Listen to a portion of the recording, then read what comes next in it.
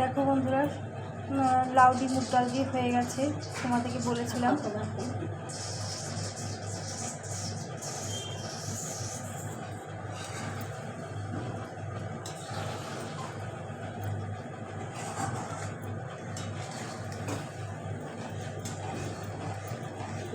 কিছুক্ষণ নাড়াচাড়া করব, তারপর কিছুক্ষণ নাড়াচাড়া করার পরে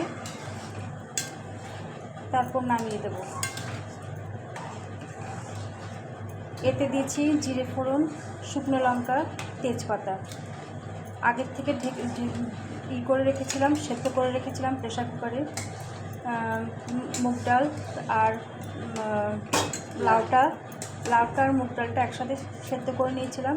তারপর তেজপাতা, জিরে ফোড়ন, কালো জিরে না, জিরে ফোড়ন, সাদা জিরে আর তোমার তেজপাতা, শুকনো লঙ্কা আর দেওয়ার সময় লাস্টে নুন আর জিরে ফোড়ন, জিরে গোটা গুঁড়ো জিরে দেবো, এতে হয়ে যাবে।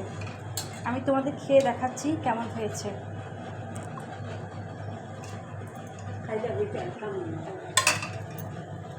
একটা খেয়ে দেখাচ্ছি।